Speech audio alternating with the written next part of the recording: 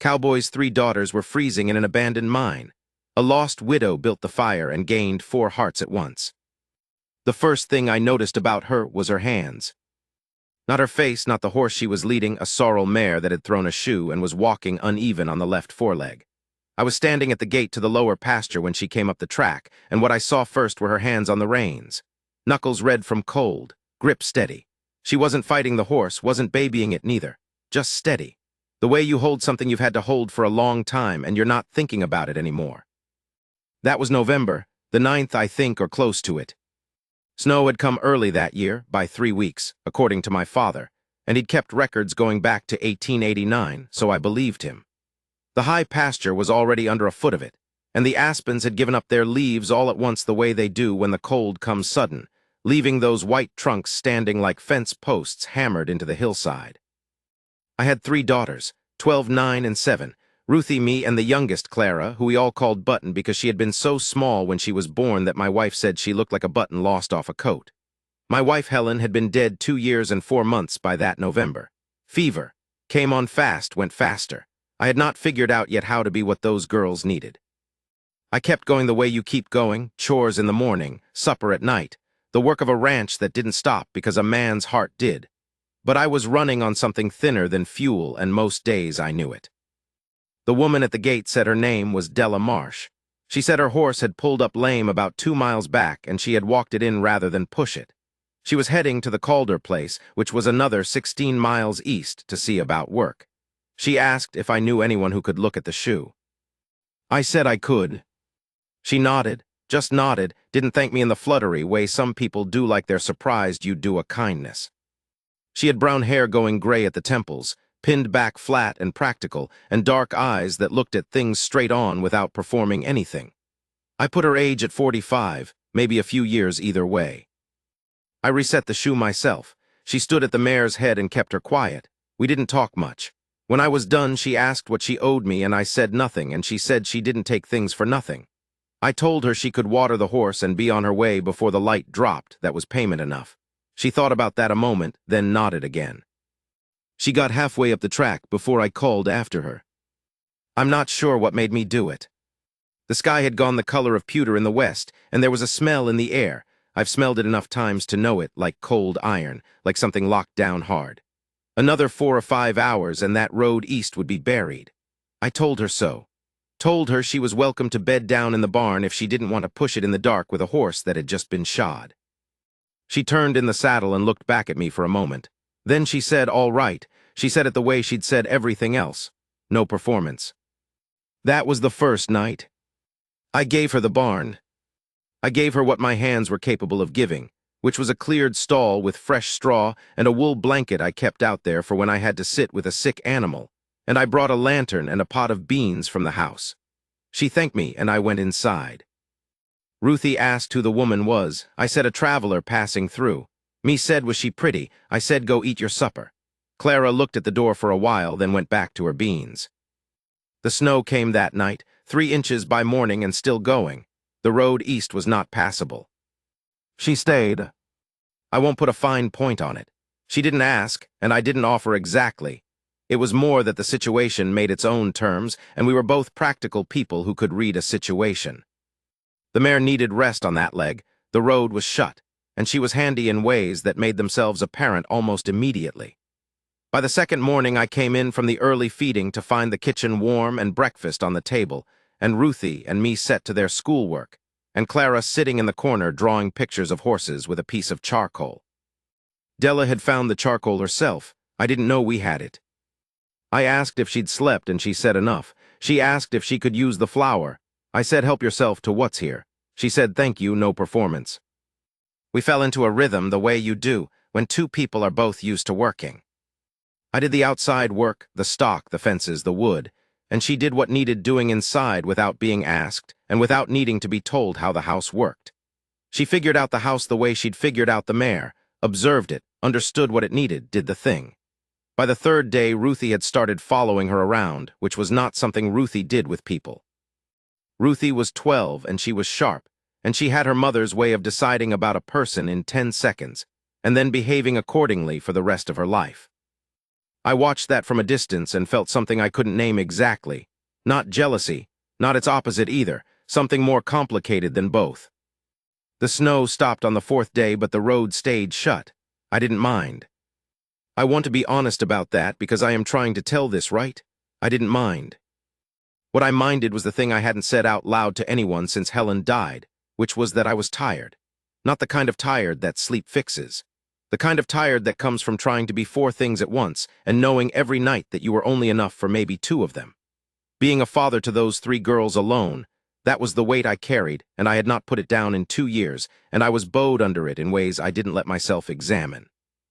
Della didn't examine it out loud either. She just helped, without making it a thing, without looking at me like I was a wreck she had to handle carefully. The middle of the second week, she asked me about Helen. It was evening, the girls in bed, and we were sitting at the kitchen table with coffee, not talking, just being in the same room the way you get comfortable doing when you've been working alongside someone long enough.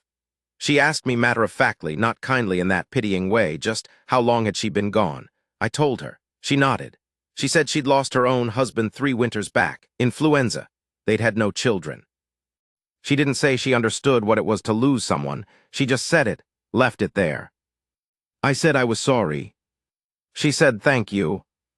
We went back to not talking, and it was the most comfortable I had been in a long time.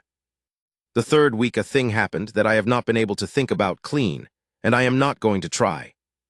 Ruthie had come down with a cough. Nothing serious in itself, but I'd been watching it, and on the 16th day it was getting down into her chest and I didn't like the sound. I told Della at breakfast. She said she'd look at her. I said she wasn't a doctor. She said she knew that, but she'd been the only woman for 40 miles on the ranch where she and her husband had lived, and she'd learned what she could, and she'd feel better having a look. I let her look. She was in with Ruthie for about 15 minutes.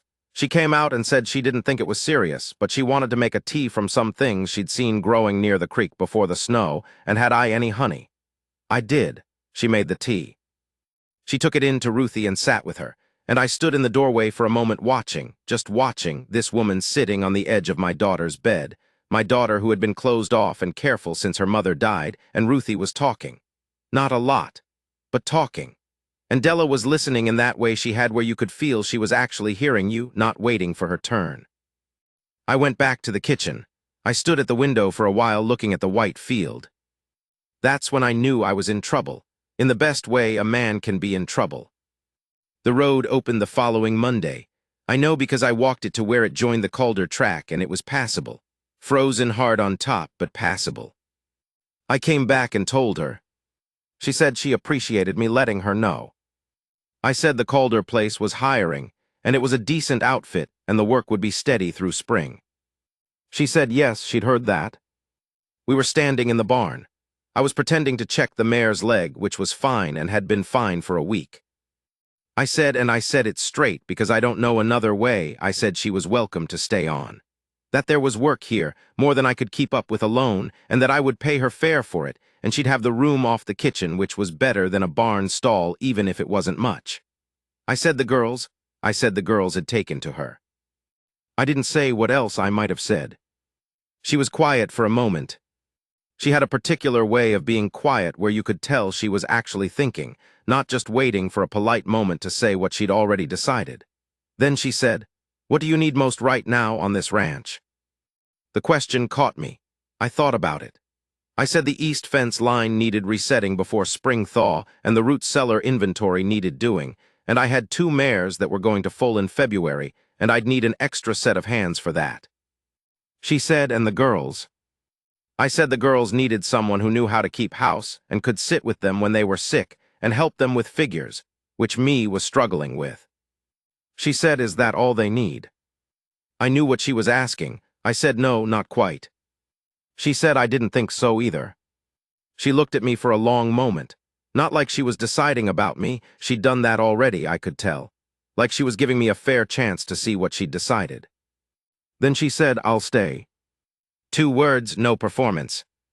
I put my hand on the top rail of the stall.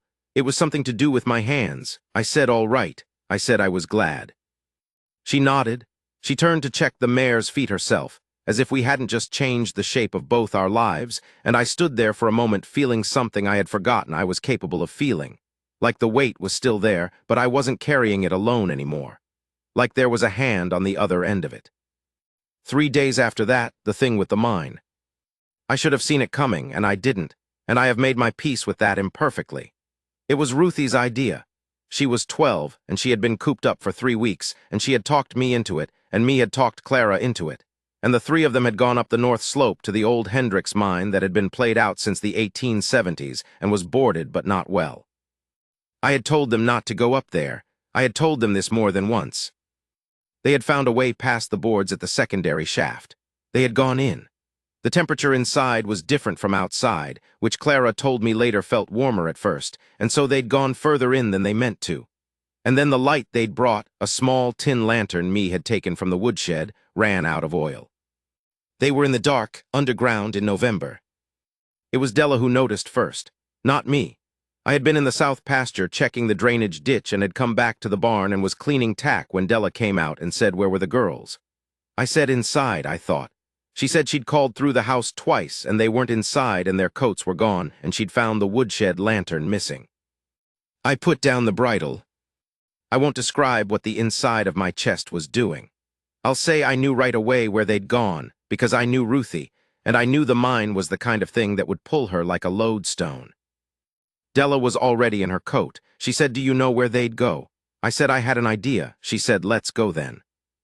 We took the gelding and the mare and went up the north slope at a clip that was faster than safe on that snow, and I was talking out loud to myself about what I was going to say to Ruthie when we found them, the way you do when you need to believe they're going to be found. Della didn't say anything comforting. She just rode. We found their tracks going into the secondary shaft. I called in and heard Ruthie call back, her voice tight, controlled, which was a mercy, because me and Clara needed her to be controlled, and she knew it. I went in. I knew the mine passably. I had been in it twice as a younger man with Hendricks himself before Hendricks died, and I had some sense of the layout. I found them about 60 feet in a side chamber huddled together, cold but not badly cold, not the bad cold, not the kind that costs you. I got them out. But here is the part I have turned over most. When we came back into the light, all three of them went to Della, not to me. Ruthie first, Ruthie who had not reached for anyone since her mother. She came out of that shaft squinting and she went straight to Della and held on. And Della held her. Held all three of them, one arm around me, her other hand on Clara's back, and Ruthie with her face against the woman's shoulder. And I stood there in the snow watching it, the gelding's reins in my hand, and I was not hurt by it. I want to be clear about that. I was not hurt by it. I was something else. Watching those three girls hold onto a woman they'd known 3 weeks the way you hold onto something you've needed for a long time. I thought about Helen. I thought about her the way I'd gotten used to thinking about her, not as the sharp absence she'd been in the beginning, but as something softer, a kind of blessing, if that word isn't too large. I thought she would have liked this woman. Della looked up over Ruthie's head and she looked at me. Her face was plain. She wasn't crying, she wasn't the kind, but her eyes were full in a way I understood because I was full that way too. She just looked at me. And it was all there in that look. I see these girls, I see what they've been without. And I see you too, standing there, and I know what you've been carrying and I'm not going anywhere. She didn't say any of that, she didn't have to. The winter went on.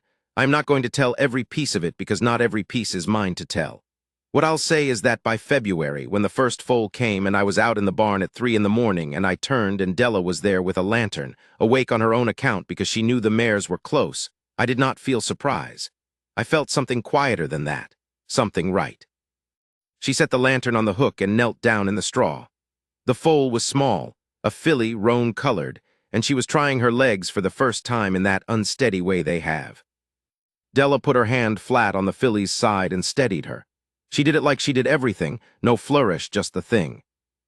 I was kneeling on the other side, and I looked at her across the foal, and she looked at me. We had not said most of the things that were probably going to need saying, and we both knew it. The cold was in the air, and the lantern was pushing its small, warm circle out around us, and the mare was standing over her filly making the low sound they make when they're counting what they love.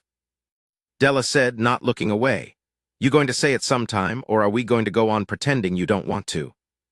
I said I was getting around to it. She said I noticed. I said I would like it if she stayed, not for the spring. Not until the road cleared or the work ran out, just stayed, as long as she wanted, which I hoped was a long time. She put both her hands on the filly's back and kept her steady while she found her feet. She watched the filly and not me. Then she said, "I figured I would." I said, "You figured?" She said, "I've been figuring it since about the second week, just waiting on you." I laughed. I can't remember the last time before that I had laughed in a barn at 3 in the morning, but I did. And she looked at me then, sideways, with just the edge of a smile that she was keeping mostly to herself, and I thought, all right, this is what the rest of it looks like. I moved around the foal and I sat down in the straw beside her, and she didn't move away. We stayed that way, the four of us, her, me, the mare, the new filly finding her legs, until the sky started going gray in the east and the barn got cold enough that we could see our breath in the lamplight. And she leaned against me, just slightly, just her shoulder against mine, the way you do when you're not making a point of it, and I put my arm around her and we watched the filly stand. I've tried to figure out what it was she saw in me that she could have found easier somewhere else, and I have not come to a satisfying answer. I was 54 years old and widowed, and I had 3 daughters and a ranch that had good years and bad ones. I was not the kind of man who made himself easy to know. I had rough hands and I didn't talk unless I had something to say, and I had not, for a long time, been what you'd call good company.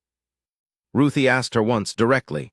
Ruthie was like that. She asked the spring after why she'd stayed. Della thought about it. She said, "Because your father is the kind of man who sets a shoe on a lame horse for a stranger for nothing, and then stands there watching the weather like he's worried about whether that stranger is going to be all right on the road." She said, "That's the kind of man worth staying for." Ruthie took that in and didn't say anything, which with Ruthie meant she'd accepted it as true. I heard that from me, who had been in the kitchen doorway listening. Me told me at supper like it was news, like she thought I should know. Clara was drawing horses again. Outside the window the pasture was going green. I didn't say anything back to me, just nodded the way I do. But I thought about it later. I thought about it the way you turn a small object over in your hand, a smooth stone, a brass button, something you keep not because it's valuable to anyone else, but because it fits in your palm and it belongs there. I thought about what it meant to have a woman like that say a thing like that, to be seen, to have it named. I had not expected that again. I thought I had been done with being seen. I was wrong about that, and I am glad every morning I walk out to a barn where there's a light already on that I was wrong about that.